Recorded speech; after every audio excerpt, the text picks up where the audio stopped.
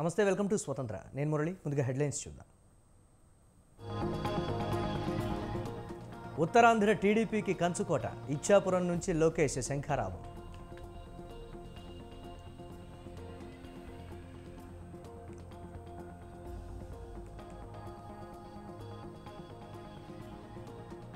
రాష్ట్రంలో పరిస్థితుల ఆధారంగా నిర్ణయం. పొత్తులపై పురంధేశ్వరి కీలక వ్యాఖ్యలు.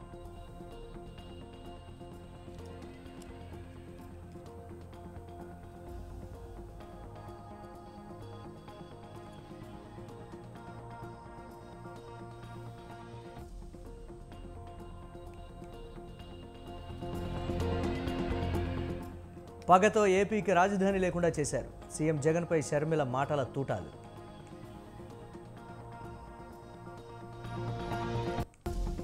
బీఆర్ఎస్ నిర్ణయాలు తప్పిదాలపై ప్రజెంటేషన్. ఎమ్మెల్యేలకు సీఎం రేవంత్ దిశానిర్దేశం.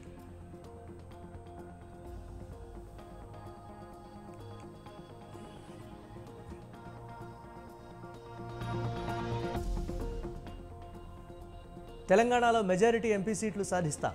ఎంఐఎంను చిత్తు చేస్తామన్న కిషన్ రెడ్డి.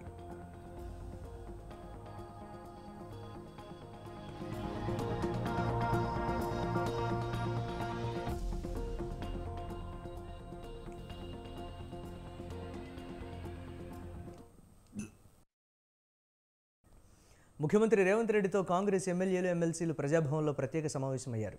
ఈ సమావేశంలో పలు కీలక అంశాలపై చర్చించారు. సోమవారం అసెంబ్లీలో ఇరిగేషన్పై శ్వేతపత్రం విడుదల నేపథ్యంలో ప్రజాప్రతినిధుల సమావేశం ప్రత్యేకతను సంతరించుకుంది. ఇరిగేషన్ చర్చలో కాంగ్రెస్ ఎమ్మెల్యేలు అనుసరించాల్సిన వ్యూహంపై ఎమ్మెల్యేలకు దిశానిర్దేశం చేశారు సీఎం రేవంత్ రెడ్డి.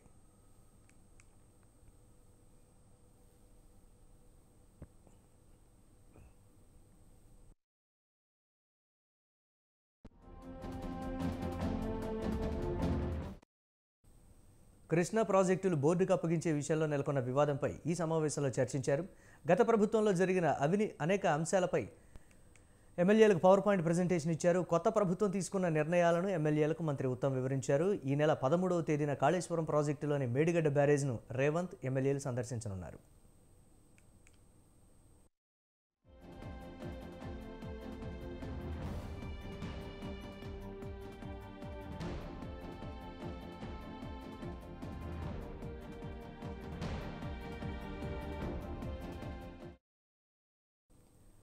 బీఆర్ఎస్ అధినేత కేసీఆర్పై మంత్రి కోమటిరెడ్డి వెంకటరెడ్డి తీవ్రంగా ఫైర్ అయ్యారు.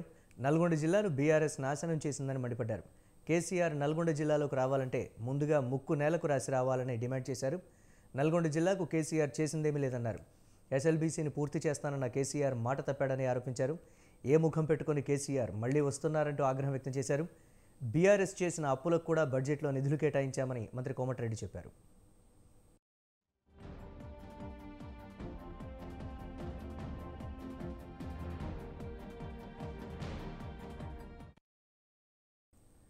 రాజకీయాలకు అతీతంగా నల్గొండలో కేసీఆర్ నిర్వహించే సభను బహిష్కరించాలని పిలుపునిచ్చారు మునుగోడు ఎమ్మెల్యే కోమటిరెడ్డి రాజగోపాల్ రెడ్డి.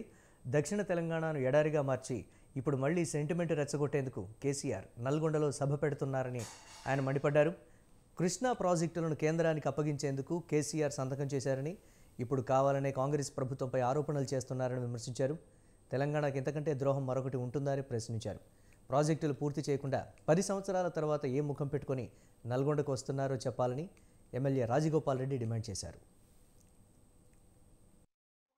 10 ఏళ్ల తర్వాత నల్గొండకు వచ్చి ఇప్పటి వరకు ల్యాండ్ ఎక్విజిషన్ కంప్లీట్ గా ఆనాడు జగన్మోహన్ రెడ్డి తోటి ఫ్రెండ్షిప్ చేసిండు. ఈ రోజు కృష్ణా రివర్ బోర్డు ఆయన సంతకం పెట్టి బోర్డుకు కేఆర్ఎంపీకి అప్పచెప్పిండు. ఈ రోజు వచ్చి నల్గొండలో సభ పెడతా అంటుండు. శనం ఏమైనా ఉంటే కేసీఆర్ పాలిటిక్స్ లోకి రిటైర్డ్ కావాలి. ఇంకా ఏ ముఖం పెట్టుకుని 10 ఏళ్ల తర్వాత చేసుకొని కూర్చొని Srisailam left bank canal tunnel project complete చేస్తా అని చెప్పిండు 2014. 2015-16లో శివన్నగూడెం రిజర్వాయర్, చెర్లగూడెం రిజర్వాయర్ ని, డిండి లిఫ్ట్ ఇరిగేషన్ ని, ఈ ఫ్లోరైడ్ ప్రాంతాన్ని సస్యశాలం చేస్తా, ఇక్కడనే కూర్చొని పని చేస్తా అని చెప్పిండు. కేసీఆర్ ముఖ్యమంత్రి హోదాలో నీకు మరి కూడా మండలంలా నీకు శంకుస్థాపన చేసిపోయింది. మరి ఇప్పుడు ఏ ముఖం పెట్టుకొని 10 ఏళ్ల తర్వాత నల్గొండకు వచ్చి ఇప్పటి వరకు ల్యాండ్ ఎక్విజిషన్ కంప్లీట్ కాలే, R&R కంప్లీట్ కాలే. డిండి లిఫ్ట్ ఇరిగేషన్ నుంచి ఎక్కడి నుంచి నీళ్ళు తీసుకొస్తాం? దేవరకొండ మునుగోడు నియోజకవర్గం సంబంధించిన 4 లక్షల ఎకరాలకు కనీసము సోర్స్ ఆఫ్ వాటర్ అంటే head work Palamuru Rangareddy project లో భాగంగా డిండి లిఫ్ట్ ఇరిగేషన్ కు ఈ 4 లక్షల ఎకరాలకు ఇవ్వాలంటే ఆంధ్రప్రదేశ్ ఎన్నికల్లో రానుంది టీడీపీ జనసేన ప్రభుత్వమే అన్నారు తెలుగుదేశం పార్టీ జాతీయ ప్రధాన కార్యదర్శి నారా లోకేష్. శ్రీకాకుళం జిల్లా ఇచ్చాపురం నుంచి శంఖారావం యాత్రకు శ్రీకారం చుట్టారు ఆయన. ఎన్ని కేసులు పెట్టినా వెనక్కు తగ్గేది లేదని తేల్చి చెప్పారు. చట్టాలను ఉల్లంఘించిన అధికారుల పేర్లు రెడ్ బుక్లో ఉన్నాయని తెలిపిన లోకేష్ తాము అధికారంలోకి వచ్చాక వారిపై న్యాయ విచారణ జరిపిస్తామన్నారు. వడ్డీతో సహా చెల్లిస్తామంటూ వార్నింగ్ ఇచ్చారు.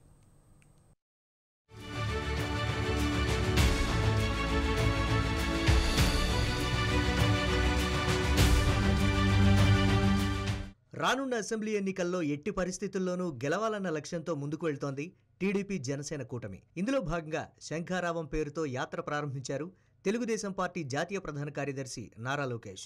పార్టీ నేతలను ఎన్నికలకు సన్నద్ధం చేయడం ప్రధాన లక్ష్యంగా శ్రీకాకుళం జిల్లా ఇచ్చాపురం నుంచి యాత్ర ప్రారంభించారు నారా లోకేష్. స్థానిక సురంగిరాజా మైదానంలో ఏర్పాటు చేసిన సభలో తెలుగుదేశం శ్రేణుల్ని ఉద్దేశిస్తూ ప్రసంగించారు లోకేష్. వచ్చే ఎన్నికల్లో వైసీపీ తరపున పోటీకి అభ్యర్థులు దొరకట్లేదని టీడీపీ నేత పట్టాభి అన్నారు. పాఠ్యపుస్తకాల్లో జగన్ కుంభకోణానికి పాల్పడుతున్నారని ఆరోపించారు. పాఠ్యపుస్తకాల్లోనే 120 కోట్ల కుంభకోణం చేస్తున్నారని తెలిపారు. కుంభకోణానికి విద్యాశాఖ మంత్రి బొత్స సత్యనారాయణ సహకరిస్తున్నారని ఆరోపించారు. పాఠ్యపుస్తకాల టెండర్లో దోచుకోవాలని బొత్సకు సలహా ఇచ్చారని చెప్పారు. వచ్చే ఎన్నికల్లో ఓట్ల కొనుగోలుకు డబ్బులు పోగేస్తున్నారని పట్టాభి మండిపడ్డారు. అత్యధిక ఇవాళ అసలు దేశంలోనే విద్యా వ్యవస్థలో ఈయనే నెంబర్ 1 అంట. ఇవాళ నువ్వు నెంబర్ 1 నిజమే జగన్ రెడ్డి, మింగటంలో నెంబర్ 1, దోపిడీలో నెంబర్ 1, అవినీతి చేయటంలో నెంబర్ 1, ఆఖరికి స్కూళ్ళను అడ్డం పెట్టుకుని స్కూలు పిల్లలను అడ్డం పెట్టుకుని కూడా ఇవాళ రాష్ట్రంలోనే దేశంలోనే అత్యధికంగా దోపిడీకి పాల్పడింది you are the only one mister Jagan Reddy. కాబట్టి ఆ రకంగా నువ్వు నెంబర్ 1. మళ్ళీ దీనికి తోడు అమ్మా నేను మీ మేనమామనమ్మా, మీ మేనమామని నేను, మీ జీవితాల్ని బాగు చేస్తున్నటువంటి మేనమామని నేనని చెప్పి ఆయన కానీ ఒక టైటిల్ మేనమామని చెప్పి గతంలోనే చెప్పాం జగన్ రెడ్డి. తమరు మేనమామ కాదు కంసమామ అని చెప్పి గతంలోనే చెప్పాం. ఇవాళ ఈ రాష్ట్రంలో ఉన్నటువంటి అన్ని రంగాల్ని ఏ రకంగా అయితే నాశనం చేశావో ఇవాళ ప్రభుత్వ పాఠశాలలను కూడా ఇవాళ పూర్తిగా నాశనం చేసినటువంటి వ్యక్తివి. ఈ రోజున ఎన్ని స్కూళ్ళని మోతేశారు సార్ మీరు. ఇవాళ గవర్నమెంట్ స్కూల్స్ దేనికి తగ్గిపోయాయి? పనిచేసేటటువంటి స్కూల్స్ని మోతేసి అధ్యాపకుల నియామకాలు జరపకుండా. ఆంధ్రప్రదేశ్ రాష్ట్రంలో పొత్తులపై ఏపీ బీజేపీ అధ్యక్షురాలు పురంధేశ్వరి కీలక వ్యాఖ్యలు చేశారు. రాష్ట్ర పరిస్థితులను బట్టి బీజేపీ అధిష్టానం నిర్ణయాలు తీసుకుంటుందని ఆమె అన్నారు. అగ్రనేతల అమిత్ షా, జేపీ నడ్డా, ప్రధాని మోదీ సమయాన్ని బట్టి నిర్ణయాలు తీసుకుంటారని తెలిపారు. పొత్తుపై 3 నేతలు పరిస్థితులను సమీక్ష చేస్తున్నారన్నారు. టీడీపీ అధినేత చంద్రబాబుతో అమిత్ షా భేటీపై సమయాన్ని బట్టి తమ నాయకత్వం నిర్ణయం తీసుకుంటుందన్నారు. పొత్తులపై రాష్ట్ర బీజేపీ నాయకత్వానికి కార్యకర్తలకు ఎటువంటి కన్ఫ్యూజన్ లేదని స్పష్టం చేశారు.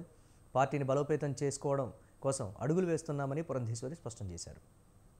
ప్రతి ఒక్కరికి సంక్షేమాన్ని అందిస్తూ వారి ఉత్పాదకత ప్రొడక్టివిటీ ఏదైతే ఉందో దాన్ని పెంచుతూ దేశాన్ని అభివృద్ధి పదంలో నడిపించే దిశగానే మా యొక్క కార్యక్రమాలు ఉంటాయని చెప్పి అనేక సందర్భాల్లో నరేంద్ర మోడీ గారు చెప్పినటువంటి విషయం. దాన్ని ఆధారం చేసుకునే వారు అనేక కార్యక్రమాలు కూడా చేపట్టడం జరిగింది. అంటే జన్ధన్ కావచ్చు, ఇటువంటి అనేక కార్యక్రమాలు వారు పేదవాడికి సంక్షేమాన్ని అందించాలి అనేటువంటి ఆలోచనతోటే వారు ఈ కార్యక్రమాలన్నీ కూడా చేపట్టడం జరిగింది అనేటువంటి విషయం మనం ఇక్కడ గమనించాలి. అదేవిధంగా దేశంలో ఎఫ్డిఐ అంటే ఫారిన్ డైరెక్ట్ ఇన్వెస్ట్మెంట్ అని మనం అందరం అనుకుంటూ ఉంటాం.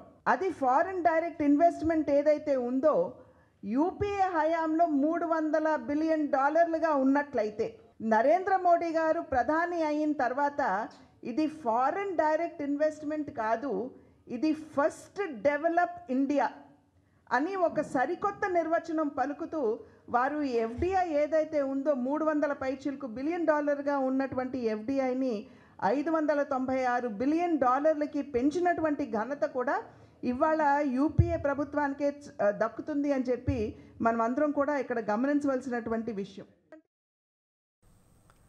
సీఎం వైఎస్ జగన్ స్వలాభం కోసం కేంద్ర ప్రభుత్వం వద్ద ఏపీకి ప్రత్యేక హోదా కావాలని అడగడం లేదని AP Congress chief YS Sharmila అన్నారు. తిరుపతిలో పర్యటించిన షర్మిల పగతో ఏపీకి రాజధాని లేకుండా చేశారని మండిపడ్డారు. ఏపీలో ఏ అభివృద్ధి పనులు జరగలేదన్నారు. 10 ఏళ్లుగా ఎక్కడ వేసిన గొంగళి అక్కడే అన్నట్లుగా ఏపీ పరిస్థితి ఉందన్నారు. జగన్ సీఎం అయ్యాక హోదా గురించి ఒక్కసారి కూడా మాట్లాడలేదని ధ్వజమెత్తారు. చంద్రబాబు గారైనా ఇటు పాలక పక్షంలో జగనన్న గారైనా ఒక్కరు కూడా బీజేపీని ఎదిరించరు. ఈరోజు ఇద్దరు బీజేపీకి వంకి వంకి సలాములు చేస్తున్నారు. మొన్న చంద్రబాబు గారు వెళ్ళారు, ఆయన వంకి వంకి సలాములు చేశాడు, ఆయన సాష్టాంగపడ్డాడు. నిన్న మళ్ళీ జగనన్న గారు వెళ్ళారు, ఆయనైనా ఏమైనా చేస్తారంటే ఆయన ఏం చేశాడు, ఒక పేపర్ ముక్క పెట్టొచ్చాడు. ఓ పేపర్ ముక్కతో మనకు ప్రత్యేక హోదా వచ్చేస్తుందా? 10 సంవత్సరాలుగా ఎన్ని పేపర్ ముక్కలు పెట్టారు సార్ అని అడుగుతున్నాం. మీరు పులి సింహము అంటారు కదా, మరి బీజేపీని ఎందుకు ఎదిరించలేదు? ఏది విప్పండి బీజేపీ మీద పంచా, ఏది ఎదిరించండి బీజేపీని. పోనీ ప్రత్యేక హోదా రాలేదు, పోనీ పోలవరం ప్రాజెక్ట్ అయినా వస్తే 20 లక్షల ఎకరాలకు నీళ్లు వచ్చేవి. పోనీ అదైనా వచ్చిందా అంటే అది రాలేదు. పోనీ రాజధాని వచ్చిందా అంటే అది రాలేదు. చంద్రబాబు గారేమో రాజధాని విజయవాడ అంటారు, అమరావతి అంటారు, సింగపూర్ ను చూపిస్తారు. 3D గ్రాఫిక్స్ లో మొత్తం అంతా అయిపోయినట్టే చూపించారు. కానీ 5 సంవత్సరాలలో ఆయన కట్టలేదు రాజధాని. ఒకవైపు ప్రతిపక్ష మాజీ మంత్రి బాలినేని శ్రీనివాసరెడ్డి కీలక వ్యాఖ్యలు చేశారు. సీఎం జగన్ 2 వైపులా 2 నియోజకవర్గాల్లో 2 మంత్రులను పోటీలో పెట్టి తనకు పరీక్ష పెట్టారని తెలిపారు. మంత్రులిద్దరూ గెలిస్తే బాగానే ఉంటుందని, ఓడితే మాత్రం బాలినేని ఓడించాడు, ఏదో ఫిట్టింగ్ పెట్టాడు అంటారన్నారు. తాను ఏదైనా చేయాలనుకుంటే పార్టీ బయటకు వెళ్లి చేస్తానే తప్ప పార్టీలో ఉండి ఏదీ చేయనని చెప్పారు. వైఎస్ఆర్ తమకు ఒకటే నేర్పించాడని, పార్టీలో ఉండి ద్రోహం చేస్తే తల్లిపాలు తాగి మోసం చేసినట్లే చెప్పాడని అన్నారు. రాజశేఖర రెడ్డి నేర్పిన రాజకీయమే తాను చేస్తానని బాలినేని శ్రీనివాసరెడ్డి స్పష్టం చేశారు. నేను మనకు ఎక్కడ కూడా పదవుల కోసం అనేది ఎప్పుడు కూడా మనం ఆశించింది లేదు. నాకు ఎంత ఇబ్బంది అయినా కానీ నాయకులు కార్యకర్తల కోసం పోరాటం చేస్తూనే ఉంటానని కూడా తెలియజేసుకుంటాను. ఇలాగ మన అభ్యర్థి మంత్రి పక్కన పెడమంటే మన అభ్యర్థి కొండెప్పి గారు కొండెప్పి నియోజకవర్గం తెలుగుదేశంకి ఖర్చు కొట్టాలని మాట్లాడాడు. అది బతికి నేను ఏకీభవించిన ఆ విషయంలో. ఎందుకంటే మనం గతంలో ఎన్నోసార్లు గెలిచాం. పోయినసారి ఏంటంటే విభేదాలు నాయకుల వల్ల విభేదాలు జరిగి ఓడిపోయావు తప్ప కార్యకర్తల్లో మరి ఓటర్లో ఏం తేడా లేదు.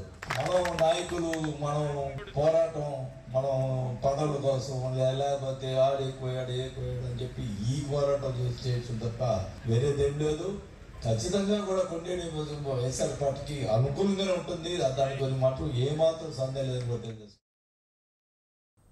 లోక్సభ ఎన్నికల నేపథ్యంలో బీజేపీ విజయ సంకల్ప యాత్రకు శ్రీకారం చుట్టింది. తెలంగాణ ప్రజల దీవెన కోసం సంకల్ప యాత్రను చేపట్టినట్లు బీజేపీ రాష్ట్ర అధ్యక్షుడు కేంద్ర మంత్రి కిషన్ రెడ్డి తెలిపారు. తెలంగాణ 17 నియోజకవర్గాల్లో పోటీ చేస్తామన్న ఆయన మెజారిటీ స్థానాలను గెలుచుకుంటామనే ధీమా వ్యక్తం చేశారు. హైదరాబాద్ పార్లమెంటు నియోజకవర్గంలో ఎంఐఎంను మట్టి కనిపిస్తామన్నారు. నల్గొండ, ఖమ్మం జిల్లాల్లోనూ బీజేపీకి అనుకూల వాతావరణం ఉందన్నారు. దేశవ్యాప్తంగా శక్తికి ఎదురు లేదన్న కిషన్ రెడ్డి ఈ ఎన్నికల్లో మళ్లీ బీజేపీ అధికారంలోకి వస్తుందన్నారు. తెలంగాణలో నిర్వహించాలని, అది ఫిబ్రవరి 20వ తేదీ నుంచి మార్చి 1వ తేదీ వరకు రాష్ట్ర వ్యాప్తంగా యాత్రలు కొనసాగించాలని నిర్ణయించడం జరిగింది. ఈ యొక్క 5 యాత్రల్లో మొదటి యాత్ర ఆదిలాబాద్, పెద్దపల్లి, నిజామాబాద్ ఈ 3 పార్లమెంటు నియోజకవర్గాలు కవర్ చేస్తూ ఒక యాత్ర ఉంటుంది. రెండవది కరీంనగర్, మెదక్, జహీరాబాద్ పార్లమెంటు ఈ 4 పార్లమెంట్లు కవర్ చేసే విధంగా రెండో యాత్ర ఉంటుంది. మూడవది ఖమ్మము, వరంగల్, మహబూబాబాద్ దీనికి కాకతీయ క్లస్టర్ అని. 4వది భువనగిరి, హైదరాబాద్, సికింద్రాబాద్, మల్కాజిగిరి ఈ భాగ్యనగరం యాత్ర అని. 5వది మహబూబ్ నగర్, నాగర్ కర్నూలు, నల్గొండ ఇది కృష్ణమ్మ యాత్ర అని. కృష్ణా నది నుంచి ప్రారంభమవుతుంది కాబట్టి కృష్ణమ్మ యాత్ర అని. మళ్ళీ ఒకసారి చెప్తాను నేను. ఆదిలాబాద్, పెద్దపల్లి, నిజామాబాద్ పార్లమెంటు ఇది కొమరం భీం యాత్ర. రెండవది కరీంనగర్, మెదక్, జహీరాబాద్, చేవెళ్ళ దీన్ని శాతవాహన యాత్ర. ఖమ్మం, వరంగల్, మహబూబాబాద్ కాకతీయ యాత్ర. భువనగిరి, హైదరాబాద్, సికింద్రాబాద్, మల్కాజిగిరి భాగ్యనగర్ యాత్ర. లాస్ట్ మహబూబ్ నగర్, నాగర్ కర్నూలు, నల్గొండ కృష్ణమ్మ యాత్ర. ఈ రకంగా 5 యాత్రలు టెంటేటివ్గా పేర్లు పెట్టుకున్నాం. తెలంగాణలో కూడా 2019లో 4 స్థానాల్లో మేము విజయం సాధించాము. ఈసారి అత్యధికమైనటువంటి స్థానాలు నరేంద్ర మోడీ గారి నాయకత్వంలో భారతీయ జనతా పార్టీ గెలవబోతా ఉంది. తెలంగాణ ప్రజలు కూడా అన్ని కాన్స్టిట్యున్సీలు ఏదైతే మొన్న శాసనసభ ఎన్నికల్లో కాంగ్రెస్ పార్టీ ఖమ్మము, నల్గొండ లాంటి సీట్లలో అత్యధికమైనటువంటి శాసనసభ స్థానాలు గెలుపొందడం జరిగింది. అక్కడ కూడా సానుకూలమైనటువంటి వాతావరణం. ఖమ్మం, నల్గొండలో కూడా నరేంద్ర మోడీ గారే రావాలి, నరేంద్ర మోడీ గారికి మేము అండగా ఉంటామని ఈరోజు తెలియజేస్తున్న పరిస్థితి. ప్రధానంగా యూత్ 18 సంవత్సరాల నుంచి 35 సంవత్సరాల లోపు ఉన్నటువంటి యువత 80% ఈరోజు నరేంద్ర మోడీ గారికి అండగా ఉన్నటువంటి పరిస్థితి ఈరోజు మహిళలు. కాబట్టి ఖచ్చితంగా దిశలో అన్ని వర్గాల ప్రజలు కూడా తెలంగాణలో కూడా ఆదరించాలనేది మా ఆకాంక్ష. దానికోసమే ఈ నెల 13న మేడిగడ్డ బ్యారేజ్ని సందర్శించడానికి సీఎం రేవంత్ రెడ్డి రానున్న నేపథ్యంలో జిల్లా కలెక్టర్ బ్యారేజ్ వద్ద పనులను పరిశీలించారు. ఏర్పాట్లను త్వరగా పూర్తి చేయాలని సంబంధిత అధికారులకు సూచించారు. మేడిగడ్డ ఎల్ఎన్టీ క్యాంప్ ఆఫీసులో వివిధ శాఖల జిల్లా అధికారులతో సమీక్షా సమావేశం ఏర్పాటు చేశారు. గతంలో మంత్రులు వచ్చినప్పుడు జరిగిన తప్పులు మళ్లీ జరగకుండా ఏర్పాట్లు పకడ్బందీగా జరగాలని అధికారులను ఆదేశించారు. నా క్వశ్చన్ అనేది ఇటు పెడదామా, ఇక్కడ మామూలు టెంట్ పెట్టినా కూడా చాలు, అది పెద్ద ఇష్యూ కాదు. మామూలు టెంట్ పెట్టేసి కుర్చీలు ఇక్కడ పెట్టేసి కూర్చోపెట్టి బ్యారికేడింగ్ చేయాలి కదా.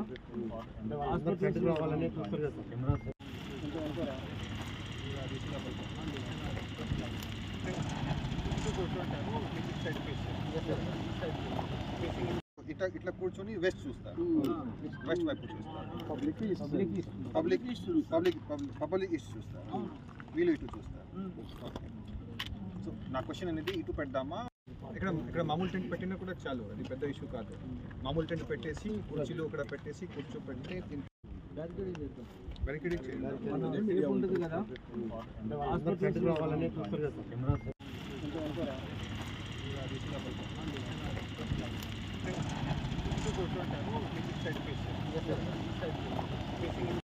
ఇట్లా కూర్చొని వెస్ట్ చూస్తారు, వెస్ట్ వైపు చూస్తారు, పబ్లిక్ ఇష్యూ చూస్తారు, వీళ్ళు ఇటు చూస్తారు. సో నా క్వశ్చన్ అనేది ఇటు పెడదామా, ఇక్కడ మామూలు టెంట్ పెట్టినా కూడా చాలు, అది పెద్ద ఇష్యూ కాదు. మామూలు టెంట్ పెట్టేసి కుర్చీలు. సోమవారం రెబల్ ఎమ్మెల్యే అనర్హత పిటిషన్లపై స్పీకర్ తమ్మినేని మరోసారి విచారణ చేపట్టనున్నారు. వైసీపీ రెబల్ ఎమ్మెల్యే ఆనం రామనారాయణ రెడ్డి మినహా మిగిలిన 7 రెబల్ ఎమ్మెల్యేలకు మరోసారి విచారించే అవకాశం ఉంది. ఉదయం 3 వైసీపీ రెబల్స్, మధ్యాహ్నం 4 టీడీపీ రెబల్ ఎమ్మెల్యేలను స్పీకర్ తమ్మినేని విచారించనున్నారు. అనర్హత పిటిషన్లపై స్పీకర్ చర్యలు తీసుకుంటారా లేదా అనే అంశంపై ఉత్కంఠ నెలకొంది.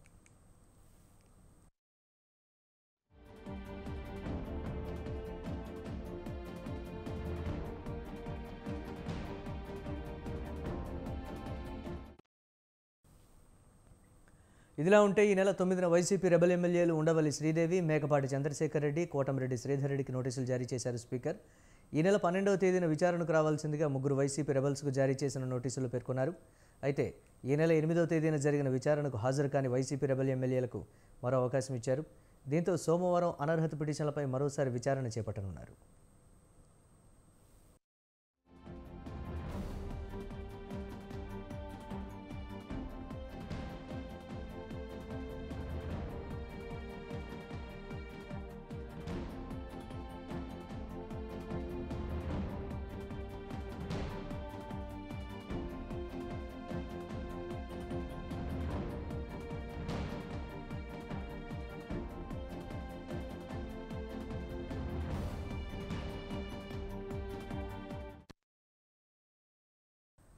పాత కక్షలతో టైం కోసం వేచి చూస్తున్నది ఒకరు, తన ప్రియురాలికి ఎసరు పెట్టాడన్న కోపంతో మరొకరు, వాడుకున్నాం ఇక వదిలిద్దాం అన్న ఆలోచనతో ఇంకొకరు. కారణం ఏదైనా క్రైమ్ థ్రిల్లర్కు ఏమాత్రం తగ్గని రేంజ్లో చేసిన మర్డర్ అది. నిజమే, జూబ్లీ హిల్స్ హనీ ట్రాప్ కేసులో రోజురోజుకు కొత్త విషయాలు వెలుగులోకి వస్తున్నాయి. ఇదే ఇప్పుడు మహానగరంలో సంచలనం సృష్టిస్తోంది.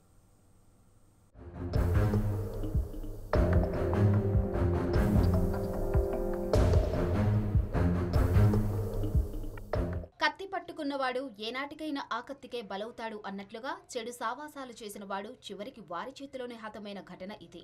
జూబ్లీ హిల్స్ 2024 లోక్సభ ఎన్నికల ప్రచారాన్ని మధ్యప్రదేశ్ జబువా నుంచి ప్రధాని నరేంద్ర మోదీ ఈరోజు ప్రారంభించారు.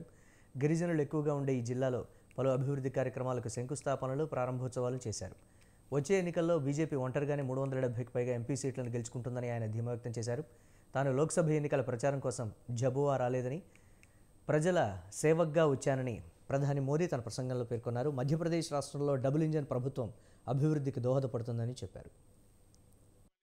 सरकार का ये दौर, जो डबल इंजन की सरकार कैसे काम करती है, मध्य प्रदेश एक उत्तम उदाहरण आज पूरे देश के सामने है। बीते वर्षों में मध्य प्रदेश ने 2 अलग अलग दौर देखे। एक डबल इंजन सरकार का ये दौर और दूसरा कांग्रेस के जमाने का काला काल। कम उम्र के युवाओं को शायद याद भी नहीं होगा कि आज विकास के रास्ते पर तेजी से दौड़ रहा मध्य प्रदेश भाजपा सरकार आने से पहले देश के सबसे बीमारू राज्यों में गिना जाता था। मध्य प्रदेश को बीमारू बनाने के पीछे सबसे बड़ी वजह थी गांव, गरीब और आदिवासी इलाकों को लेकर कांग्रेस का नफरत भरा रवैया।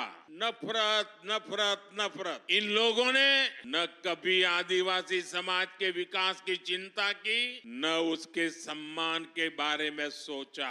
इनके लिए तो जनजातीय लोगों का मतलब केवल అండర్ 19 వరల్డ్ కప్లో భారత్ ఓటమి పాలైంది. భారత్ ఆస్ట్రేలియా జట్ల మధ్య దక్షిణాఫ్రికాలోని బెనోనీలో జరిగిన అండర్ 19 వరల్డ్ కప్ ఫైనల్ మ్యాచ్లో ఆస్ట్రేలియా విజయం సాధించింది. మ్యాచ్లో టాస్ గెలిచిన ఆస్ట్రేలియా మొదట బ్యాటింగ్ చేపట్టింది. అయితే భారత్ బౌలర్లు ఆసీస్ బ్యాట్స్మెన్ను సమర్థవంతంగా కట్టడి చేశారు. నిర్ణీత 50 ఓవర్లలో ఆసీస్ జట్టు 7 వికెట్లకు 253 పరుగులు చేసింది. 254 పరుగుల చేతనలో భారత్ ఏ దశలోనూ లక్ష్యం దిశగా సాగలేదు. 3వ ఓవర్లోనే ఓపెనర్ అర్షిన్ కులకర్ని వికెట్ కోల్పోయిన భారత్ వరుసగా ముషీర్ ఖాన్, ఆదర్శ్ సింగ్ వికెట్లను కోల్పోయింది. సెమీస్లో అద్భుత పోరాటంతో ఆకట్టుకున్న కెప్టెన్ ఉదయ్ సహారన్ 8, సచిన్ దాస్ 9 పరుగులకే ఫైనల్లో తేలిపోయారు. మొత్తంగా 174 పరుగులకు ఆలౌట్ అయింది భారత్.